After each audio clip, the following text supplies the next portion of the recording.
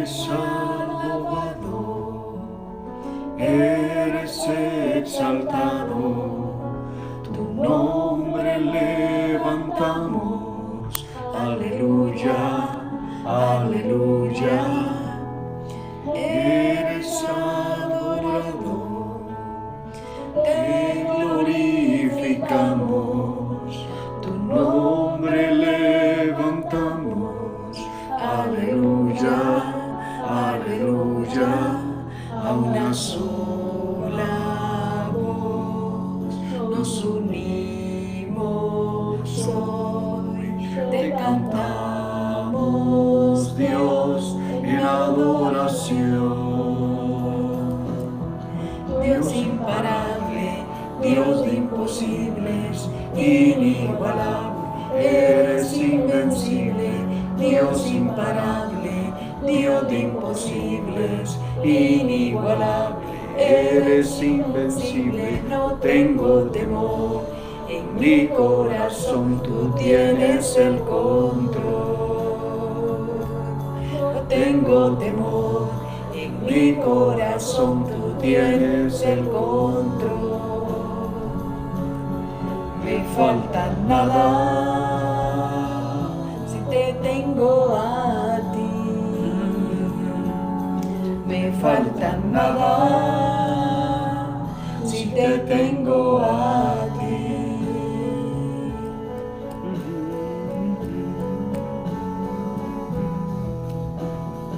Aleluya. Te adoramos, Señor. Gracias, Señor.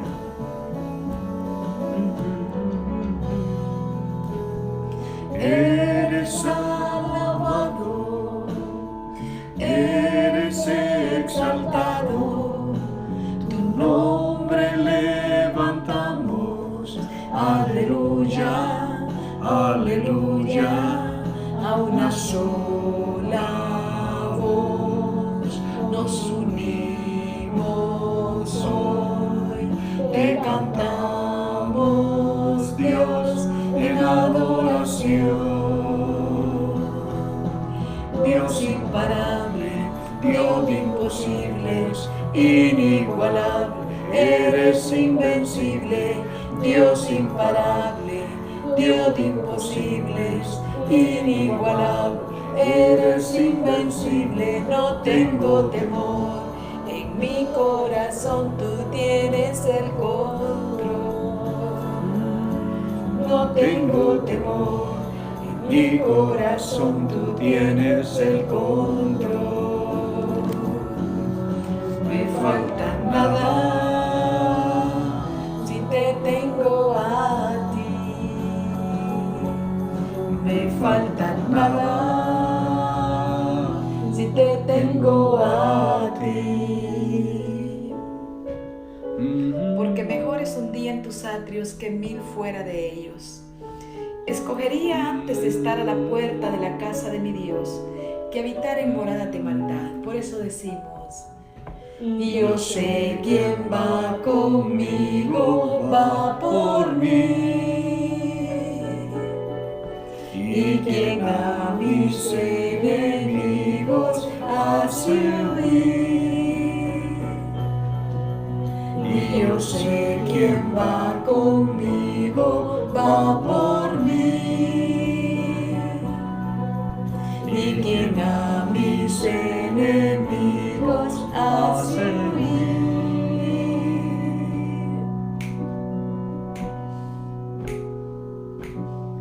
Dios imparable, Dios de imposibles, inigualable, eres invencible, Dios imparable, Dios de imposibles, inigualable, eres invencible, no tengo temor, en mi corazón tú tienes el control.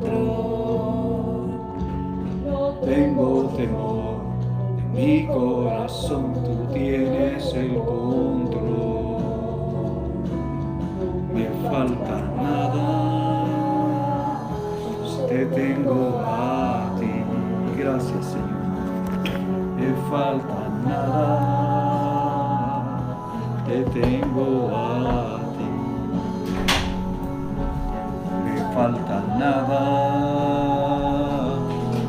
Tengo me falta nada.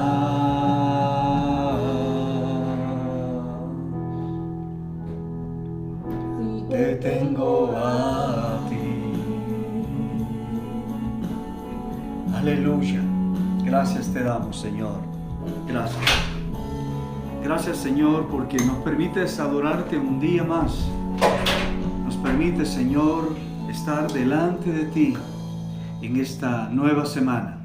Saludos a todos aquellos que son parte de Juntos y aquellos que se suman y que miran este video en diferido. Es una alegría para nosotros estar con ustedes semana a semana en esta hora del almuerzo, para todos los que estamos en el horario aquí de Centroamérica y para todos aquellos también que quizás lo van a ver en diferido, que el Señor les bendiga. Somos parte de este programa que tiene como propósito enriquecer la vida espiritual, la vida de los creyentes. Para ellos estamos tomando los diferentes libros de las Escrituras para darles un seguimiento a verso por verso. Y estamos por ahora en Santiago, capítulo 5, este libro que nos hace aterrizar realmente y nos recuerda que estamos en la tierra, que no podemos vivir una vida espiritual alienada, una vida que sea excluyente de todos los demás o como si estuviéramos en el cielo. Ya casi estaremos en el cielo porque el Señor Jesús viene pronto, dice la palabra, pero entre tanto tenemos que aprender a vivir la vida de Cristo aquí en la tierra, y Santiago es experto en esto. Estamos en el capítulo 5 y se nos ha introducido en la parte que tiene que ver con la paciencia y cómo llenarnos de paciencia. Bueno, qué alegría saludarles, amados hermanos, y continuar en este capítulo 5 que realmente nos hace estirar la fe. Porque en muchas ocasiones como que no entendemos acerca de la paciencia, o renegamos porque no la tenemos, o renegamos porque nos hace falta, ¿verdad? Tú has dicho algo muy importante y es estirar la fe. Ese es un concepto que nos regaló quien ha sido nuestro pastor hasta estos días. Me compartió en cierto momento: Renan, hay que aprender a estirar la fe. ¿Y cómo se estira la fe? Pues teniendo paciencia. Y Santiago, luego de la introducción aquí en el capítulo 5, nos hace una referencia a que la paciencia la podamos mirar como la de un labrador, ¿no es cierto? Como aquel que cultiva la tierra, que siembra con paciencia para esperar el fruto, y aunque hayan diferentes estaciones o los condicionantes del ambiente, del clima pueden cambiar, Él con todo hasta sigue sembrando. Hasta las plagas Él sigue sembrando, nunca se cansa de sembrar y espera con paciencia. Hoy vamos a ver a otros que ya son personajes propiamente de la Biblia que nos enseñaron paciencia, y tiene que ver con los profetas. Santiago lo dice, ¿no? En el verso 10. Solo que quizás leemos, pastor, desde el verso 7 Muy bien, hasta el verso 11 para volver a retomar y recordar un poco de dónde venimos. okay. Estoy en Santiago 5, verso 7, dice: por tanto, hermanos, tened paciencia hasta la venida del Señor. Mirad cómo el labrador espera el precioso fruto de la tierra, aguardando con paciencia hasta que reciba la lluvia temprana y tardía.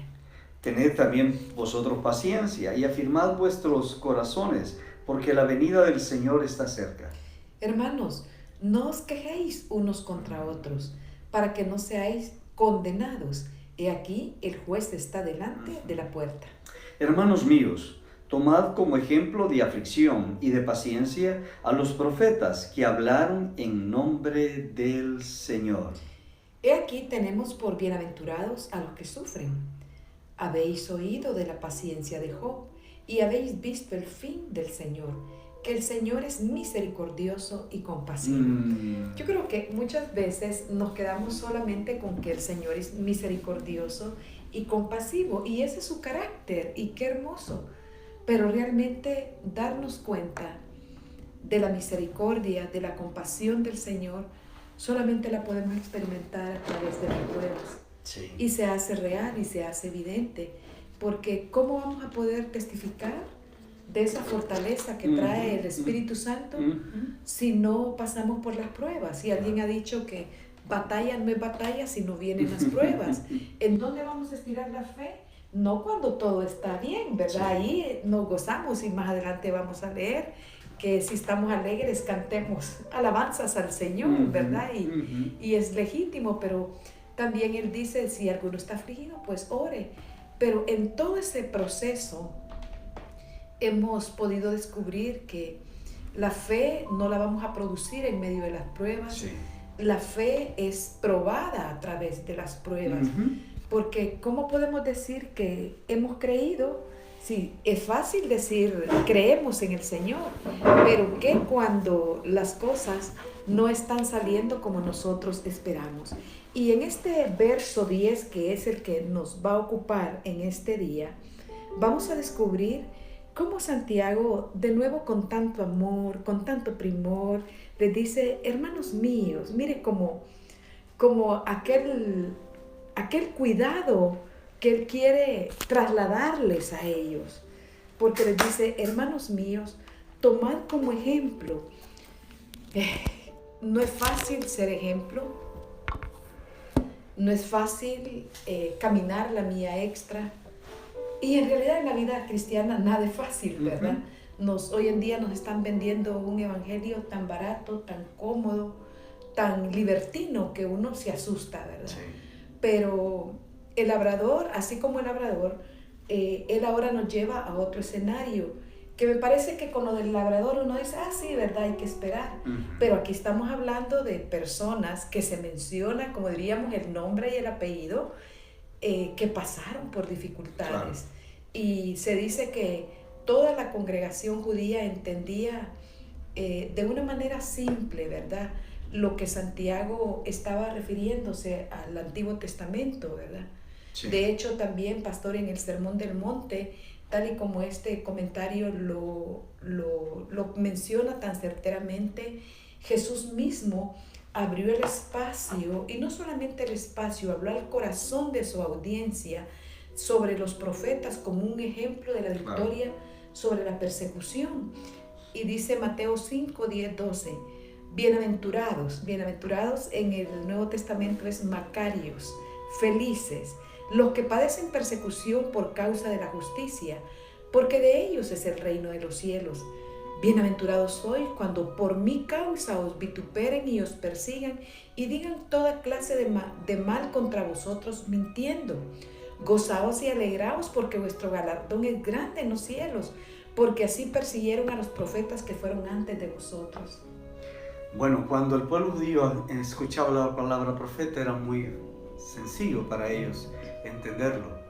Los profetas son el ejemplo del Antiguo Testamento. Jesús habló de los profetas ahí en el Sermón del Monte. Romanos 5:4 dice, porque las cosas que se escribieron antes para nuestra enseñanza se escribieron a fin de que por la paciencia y la consolación de las Escrituras tengamos esperanza. El ejemplo de los profetas del Antiguo Testamento debe producir en nosotros esperanza, y la esperanza no avergüenza. La esperanza la podemos llevar con paciencia, esperando en Dios.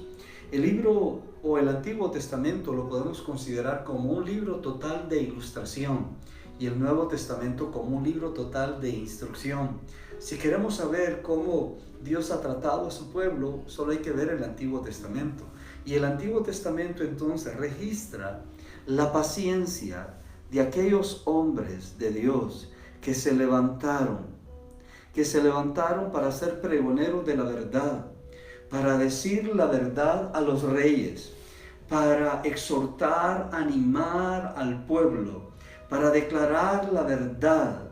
Como un Natán tuvo que esperar 1 año con paciencia antes de ir a hablar con David, como un Jeremías, que se le conoce como el profeta llorón, pero era un hombre que estaba esperando en Dios, pero no dejó de decirle la verdad a Israel, que pronto iba a ser sacado de su tierra. Fue metido en un pozo, Jeremías. Qué hombre, qué capacidad de esperar realmente, de estos profetas en Dios. Imagínense, ellos lo vieron a lo lejos, ellos vieron al Cordero de Dios a lo lejos y se gozaron, como dice el libro de Hebreos, porque ellos fueron salvos al crédito. Pendiente estaba el pago, pero fueron salvos porque miraron a Cristo Jesús desde el Antiguo Testamento. Pero ellos procuraban predicar y testificar en el nombre del Señor. Fueron fieles en medio del sufrimiento. Que eso hoy en día realmente, como decía bien la pastora, está la tendencia a un cristianismo alivianado, diría yo, por usar una palabra, un cristianismo bastante light, donde las personas no sufren por su mala conducta, los creyentes no sufren por ser exhortados y no quieren sufrir, y en medio de los embates de la vida muchos le dan la espalda a Jesús y se van. Sí, y cómo, porque Santiago lo que está también apuntando es sufrir por causa del Evangelio. Claro. ¿Verdad? No sufrir por los pecados de uno. Por las consecuencias de nuestra desobediencia, ¿verdad? Porque también necesitamos entender el verdadero sufrimiento es cuando somos rechazados por causa del Evangelio, ¿verdad? Somos marginados. Conocemos de hombres que ya partieron a la presencia del Señor, como un don Enrique Peñalba, ¿verdad? Que en aquellos tiempos eran apedreados por predicar y perseguidos, no solamente ellos, sino sus familias por predicar el Evangelio. Y esa herencia que tenemos nosotros fueron los hombres que Dios usó para abrirnos la brecha, especialmente en nuestro territorio hondureño, ¿verdad? No, y dice 2 Timoteo 3:12, dice, y también todos los que quieren vivir, escuche bien, piadosamente en Cristo Jesús padecerán persecución. Sí, esto es una realidad. Si alguien quiere vivir cristianamente, que eso significa la palabra piedad, o de acuerdo a las normas de Dios, en algún momento va a ser rechazado o ridiculizado, discriminado, no tomado en cuenta, o perseguido, ¿verdad? O la burla, porque a eso es lo que nos enfrentamos nosotros hoy en día, ¿verdad? Pero hay creyentes que no quieren sufrir eso, entonces se ríen de los mismos chistes que se ríen sus compañeros, que aunque sean chistes vulgares, que de ninguna manera producen gracia, ¿verdad? Sino más bien son tipo de comentarios que raya más allá de lo que Dios nos dice, que debemos de guardarnos en pureza. La verdadera piedad recibirá persecución. Es más, si tú no estás recibiendo ningún tipo de rechazo por tu fe, puede ser que no estés manifestando tu fe claramente donde vayas, porque en nuestro país tenemos libertad de religión y eso es una bendición. En otros países usted no puede identificarse con Cristo públicamente porque lo matan o lo pueden llevar a la cárcel, pero muchos en nuestros países donde tenemos la libertad de credo y de pronto nos guardamos o nos sentimos incómodos porque reconozcan que somos cristianos, ¿cuál es el problema? Los que andamos piadosamente, dice la Escritura, padeceremos persecución. Y es interesante, este escritor dice que Satanás siempre le va a decir al creyente que es fiel, que su sufrimiento es el resultado del pecado o de la infidelidad de él, pero más bien, dice este escritor, su sufrimiento es el resultado de su fidelidad. Cuando somos fieles al Señor, aún dentro del mismo cuerpo de Cristo, vamos a encontrar el rechazo, la murmuración. Hoy en día usted ve que la mayoría, uno no puede generalizar, pero de repente nos encontramos, no podemos decir la mayoría, pero nos encontramos uno que otro creyente demasiado cómodo, demasiado liviano, y quiere que el resto se sume a su comodidad, y entonces le es más fácil murmurar, le es más fácil criticar. Y bien, esto lo aprendí hace muchos años, y es que cuando empezamos a murmurar, a criticar, dejamos de funcionar en el cuerpo, porque no queremos sufrir ese proceso también de perfeccionamiento que el Espíritu Santo hace en nosotros. A medida nos exponemos a servir los unos a los otros, si no se desprenden cosas de nuestro interior, también algo no está bien, porque tenemos que aprender a tolerarnos, tenemos que aprender a escucharnos, tenemos que aprender a tener el discernimiento ¿verdad?, de lo que Dios ha dado como visión a la iglesia. Entonces, si encontramos nosotros que Jesús, siendo Dios, fue obediente y eso lo llevó a la cruz, y de hecho hay un momento en que le dice, Señor, hablándole al Padre, le dice, Padre, si es posible de mí, pasa, ¿verdad?, esta copa. Pero no, Él decidió caminar en obediencia. Y los profetas lo que hacen es recordarnos que Dios siempre va a cuidar de nosotros a través del sufrimiento por su causa. Amén. Cuando somos violentadas, nuestras familias amenazadas a muerte, ¿cuántos misioneros han muerto? ¿Cuántos misioneros se esconden en esos países en donde no hay libertad de culto para llevar el mensaje del Evangelio, ¿verdad?